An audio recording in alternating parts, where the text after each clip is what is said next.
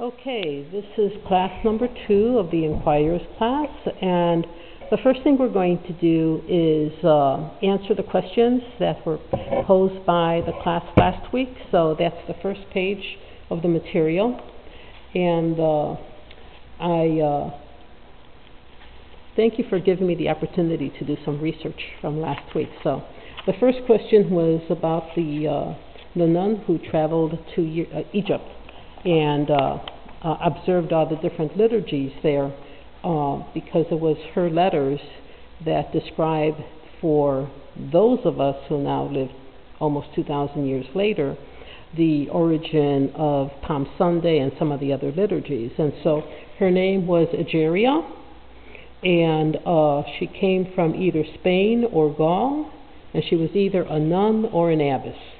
And she traveled through the Middle East, and she sent letters back to her convent or her abbey, describing, first of all, the places that she visited, and then secondly, the various liturgies that she observed. And so that's one way in which different liturgies were spread in the ancient world. And from reading some of her writing, we know that she documented the fact that in Egypt and Jerusalem, the Feast of the Nativity had originally been kept on January the 6th, which we observe as the Feast of the Epiphany when the Magi visit Jesus. So you can see how liturgies change from place to place and from time to time, okay?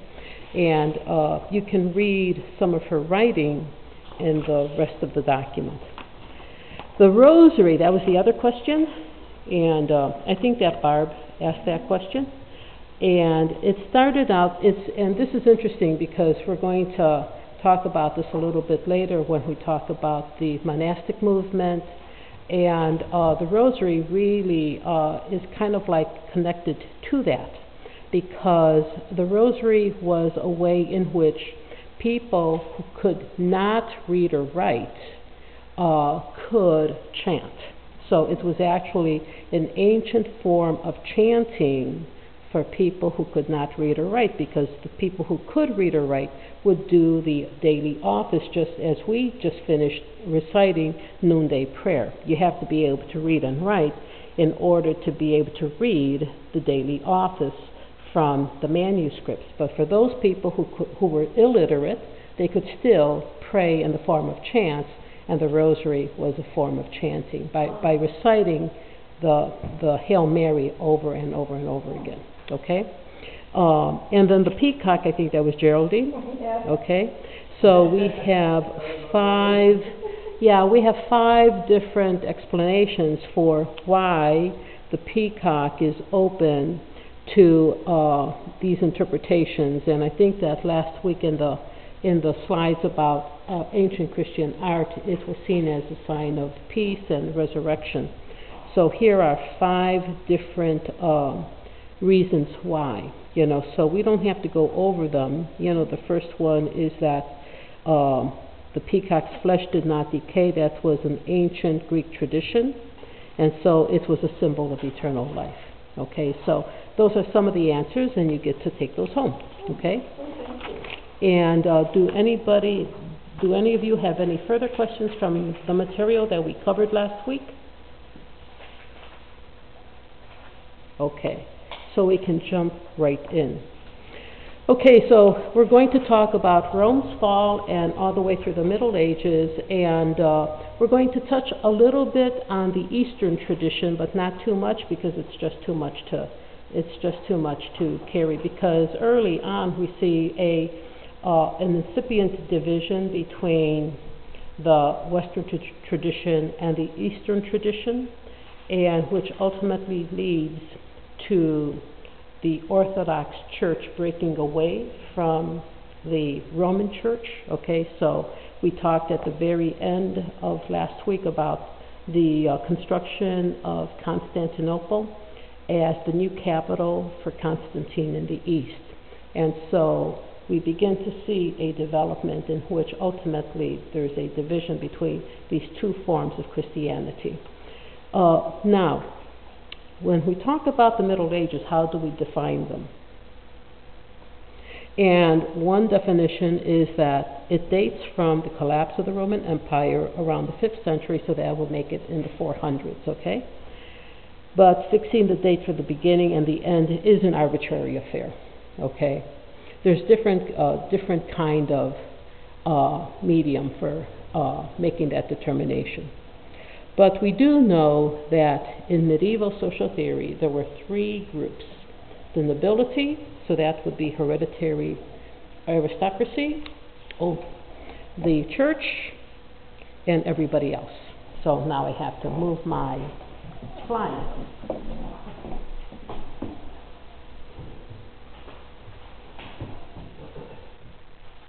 Okay, so we're going to talk now a little bit about the fathers of the church. And again, there's a difference between the East and the West. Okay, so in the fathers of the church, we're talking about individuals who lived and worked in the declining years of the Roman Empire. And these are individuals who begin to unite the theology of Christianity and also practical piety. What are some of the practices, okay, of Christianity, okay? Like the Eucharist, okay, when people gather together. Because remember that in the very earliest church, the primitive church, before it became the official church under Constantine, then people were gathering in home churches. And if you remember, the elders of each church were the ones who set the policy. But then we have the fathers of the church then are beginning to make more cohesive the theology and the practices of Christianity on a larger basis, okay? So we see this movement towards centralization. So, and they were using the tools of the time, because then we have Constantine and his subsequent followers, you know, legalizing Christianity and then making it the official empire's religion. And so there was no need to be secretive anymore. And we have in the East, we have Athanasius and we have St. John Chrysostom. And in the West, we have Augustine and Jerome. And if you think that they're not relevant, if you were to go, if you take those books of common prayer home, prayer books, go to the back under historical documents, and you will find the Athanasian Creed in that, as one of those documents. Because one of the things that Athanasius did was he was trying to compose and articulate the belief of Jesus as both divine and human. And we see reflections of that in our Nicene Creed. Okay, so it's very difficult to go through the Athanasian Creed, but the fact that it's still in the prayer book indicates the relevancy and the importance of his work. Okay? So, continuing on, another area that's very important in the East were the Cappadocian Fathers. And basically we're talking about 3 individuals, and I do have to touch on a heresy because these folks were very concerned about fighting that heresy. There was a real significant split in Christianity, and the heresy is Arianism. And so Arianism eventually was defeated, but it affected not only Christianity, but it affected also the political structure of the empire, because you had emperors who were Arians, and then they had bishops who fostered Arianism under them, and you had individuals who had to confront not only their spiritual colleagues, their religious colleagues, but they also had to confront emperors who were pro-Arian. So the individuals in the Asian province of Cappadocia who the 4th century produced were Basil, and he was the metropolitan, so that would be the equivalent of the archbishop, okay? And then Basil then had a brother. Well, Basil, they came from a family, a deeply religious family, and they had martyrs in the history of their family. And he basically had his brother Gregory ordained and consecrated as Bishop of Nyssa. There's a famous church, Episcopal church in San Francisco called St. Gregory of Nyssa, and they have some absolutely innovative liturgy. You can go on Google and on Facebook, and you'll see some of their liturgies there, and they try to get back to that primitive time. And then you have his friend, Basil's friend, Gregory of Nazianzus. They were not really happy about getting involved with this controversy, but Basil was very forceful.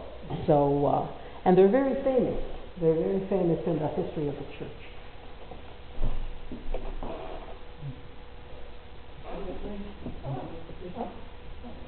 Christian? Yes, very nice.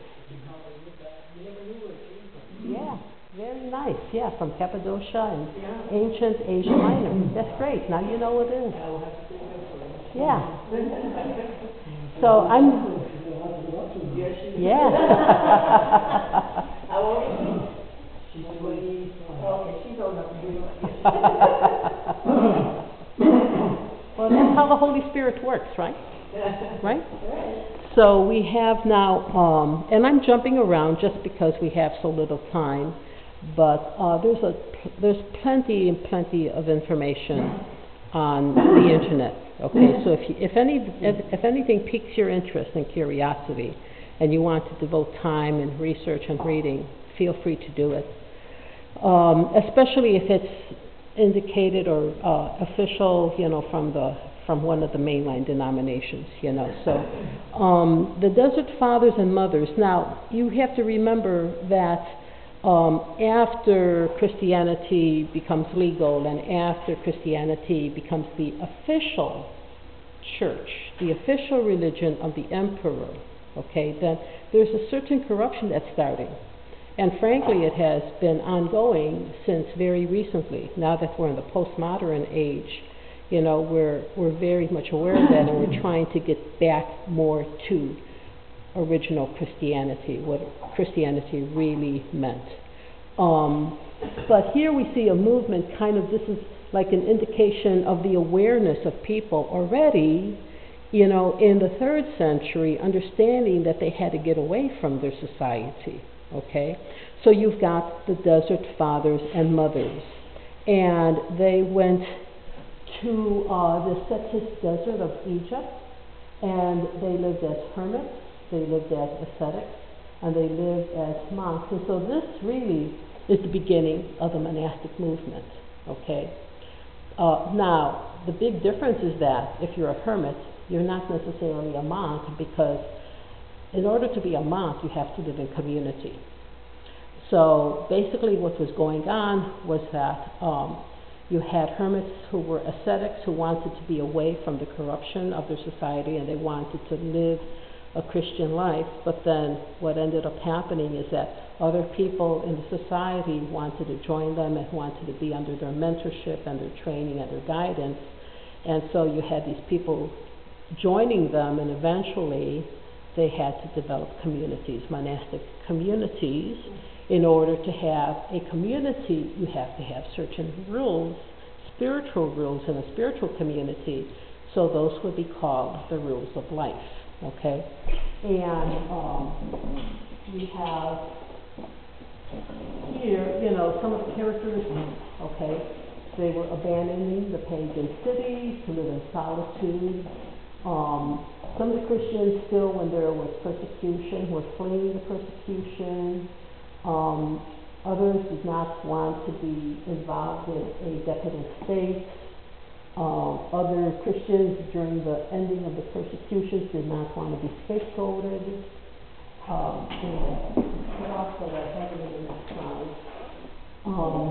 In Egypt, some of them were refugee communities formed at the edges of population centers. Okay, but we have now Constantine legalizing Christianity, but these individuals continue to live in these desert communities. Okay, so why? Well, because the desert provides a means of self-discipline. Okay, I don't know, how many of you have ever spent a significant amount of time in the desert? Okay, I've spent 5 days on a Sierra Club work project, you know, and with maybe about 12 people, okay? And it definitely requires you to be self-disciplined. And the solitude really does lead to inner reflection, okay? It really definitely does. So, don't you think all Christians have that longing that faith? I would hope so. I would hope so. I know I had so many times. Yeah, I would hope so. You know, and so sometimes I'll use a term like I'm in a desert period, but in kind of like a desolation, spiritual desolation, but actually being in a desert period may be quite good for one, okay? You know, for giving us the space and the time and the quiet for reflection and that solitude. So that's what was going on there. That was going on there. And so when we talk about people forming utopian communities, it started at the very beginning of Christianity. Okay, it's not a recent phenomenon. It's not a hippie phenomenon. Okay. So, and they felt that, you know, this way they would be able to give up the things of the world and to follow God's call. And then they developed a reputation for holiness and wisdom. So Anthony of the Desert is one of the most famous and highly regarded individuals. And I'm sorry, I don't remember the name of the ancient writer, but one of the ancient authors actually wrote the biography of Anthony. So, and you can Google that. It's a little bit difficult to get through, but it's interesting. Then you have that formation, you have that seed, and it begins to spread. And so we're going to shift into the West and talk about Benedict. Okay, so there's different forms of spirituality. Okay, Benedictine spirituality goes all the way back to Benedict. So he was born in Italy in 480. He was repelled by the dissolution of life in Rome. Excuse me. So he went to Subiaco, and he had a group of people who followed him. Okay, and so they were yearning for this community, the sense of ordered Christian community. And some of them thought that it was too strict and they left, but then eventually there were others who did call him to be the abbot, and he developed 12 communities, with the chief one being Monte Cassino, and it's still there.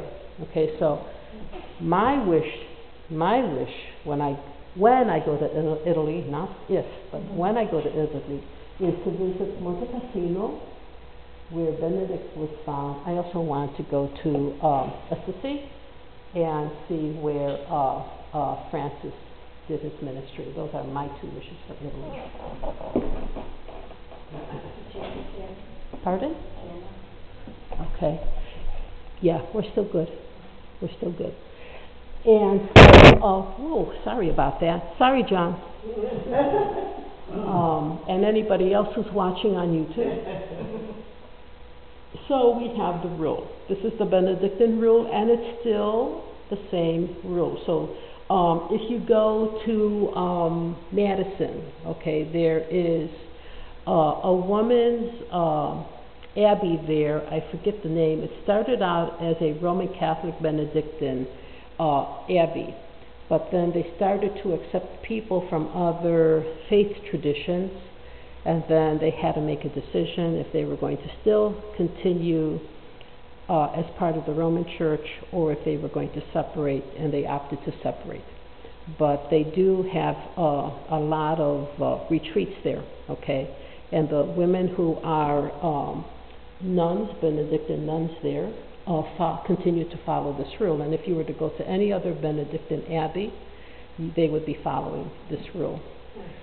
So, pardon? There are a lot of books out that help people to get an idea of what the Benedictine practice was as well. Correct, yeah.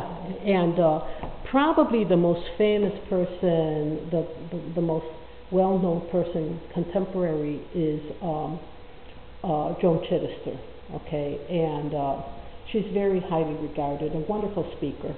And I'm sure that you could find materials about Joan Chittister on the internet. And I really think that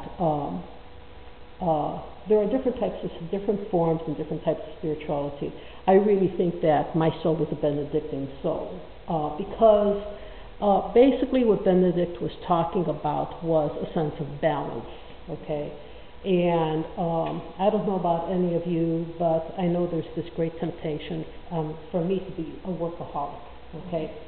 So I really, really have to be very intentional about having a balanced life, okay?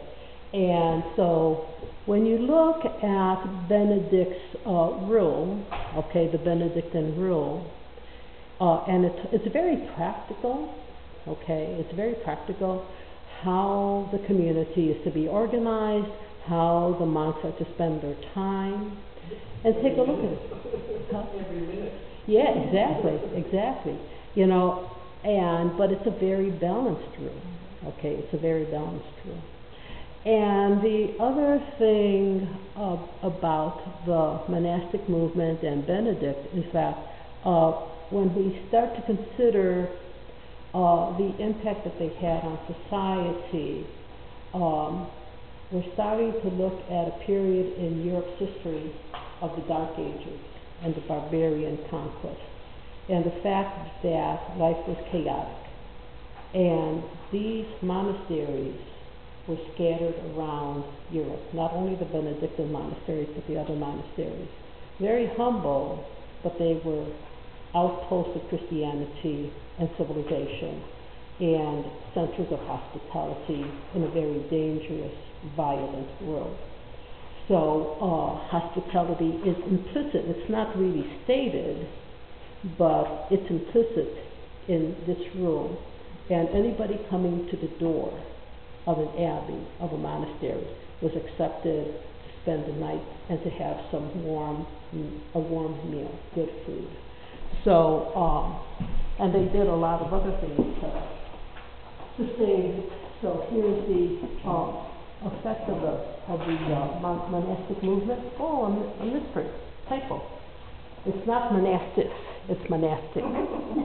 Okay. So during this terrible time of chaos,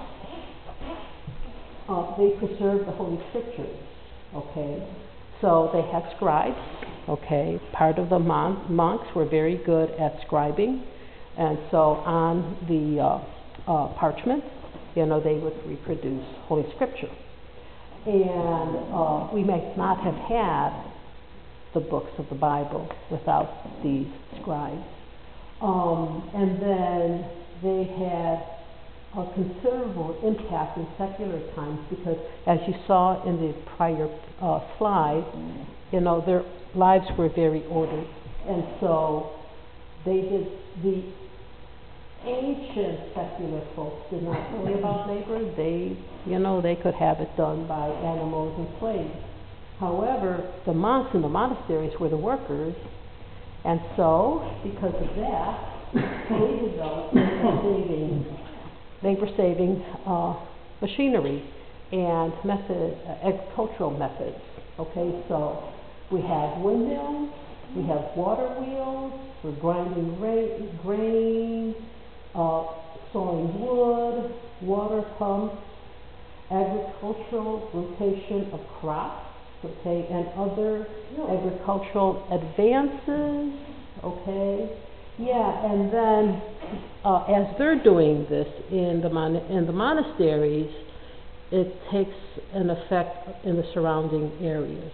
Okay, so a great advancement in terms of the overall society. Okay, so this is leading up now to Gregory the Great. Gregory the Great, and I'm skipping a lot simply because we don't have the time, okay? And jump in if you have a question, okay? So, we're still in Europe. It's still, there's all this chaos that's going on.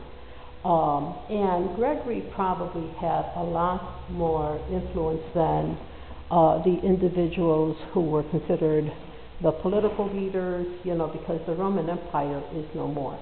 You've got the Byzantine Empire in the east that's still kind of staggering along, but by Gregory's time, that the Roman Empire had basically morphed into little like city-states, and you've got the development in the west of the, what is it called? I can't remember, but it develops in the Germanic areas with the conversion of some of the Germanic leaders through the Franks, through Gaul, okay? But it does not nearly parallel the extent of the ancient Roman Empire, okay? Pardon?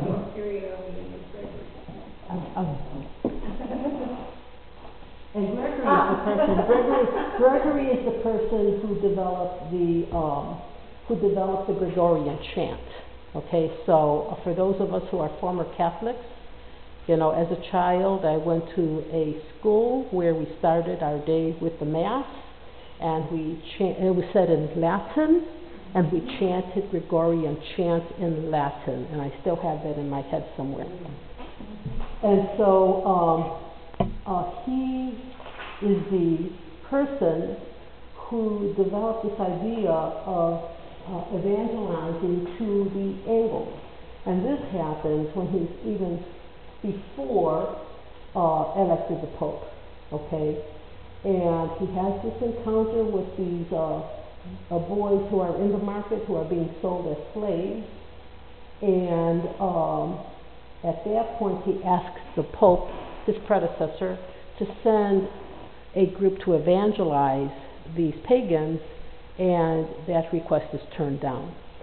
So once he is the Pope, at that point, he commissions Augustine to evangelize Britain. And let me see, what's the date here? I'll bump up against it, okay? Because I've got it, I believe, with Augustine.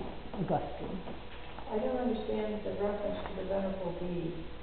Okay, Venerable Bede is the person who wrote the very first history of Britain.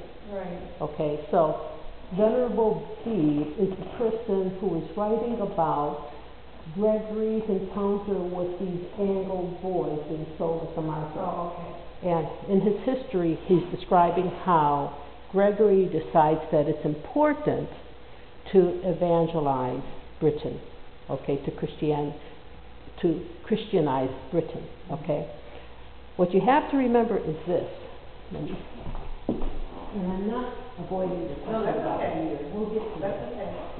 What's really important is just that here you've got Gregory wanting to Christianize Britain, but Britain had been Christianized as Britannica as a Roman colony, okay?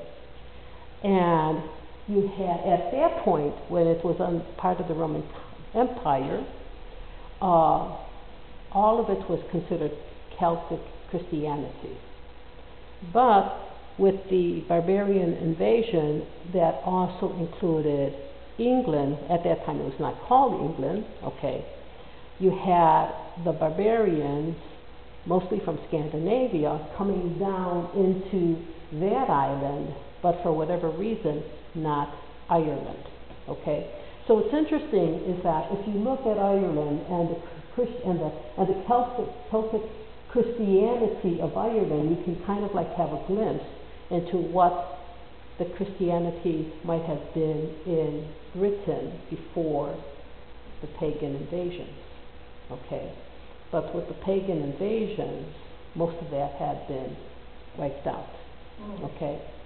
So, and it had been paganized by the folks coming down from Scandinavia, okay? So, and what's interesting here is that you see that there's already kind of like this idea of what it is to be Christian, but it's a Celtic spirituality, okay? And it's not the same as what they were practicing in Rome or under the dominion of the popes. It was a different form of spirituality. Okay, so if you remember, we used that word syncretism last week, okay, where, you know, you were going to say something? No, he had looked up on the computer, we couldn't find the dictionary. So what do you all think syncretism means? Well, Not everybody believes the same way. well, tying in the difference Yeah, to one. yeah, yeah. A process is a growth of religion in which the religious doctrine, rituals, deities, and the like of one creed or belief are adapted, or identified with the form by another, which then gains adherence and And we have, in the church, we have a form of syncretism with the Advent wreath. Because the Advent wreath. Oh. Because the Advent wreath was used among the Germanic tribes. Okay, so, and then it was developed as a Christian symbol. It was adapted to become a Christian symbol, but previously it had a pagan meaning. See? Okay, so This is when they started taking some of the nature religion rituals and started to wrap it around. bingo, you got it. Yeah, yeah. So in the Celtic spirituality, it's the same. Okay, they were Christians, but it was a different form of spirituality, and there is an awful lot of nature in Celtic spirituality. Okay, so and that doesn't make it bad; it makes it different. It's just different. There's a lot of rigidness to it as well. It almost seems cruel to us. Yeah. Well, And I suppose that's from the influences coming down from the north as well, right? I don't know. And remember, you're on the internet with this, so. Yeah. So, but we have this form of Celtic Christianity, and it leads to this kind of thing. Okay, so we've got a development of lots of books and learning and monasteries, and we have beautiful writings like the Book of Kells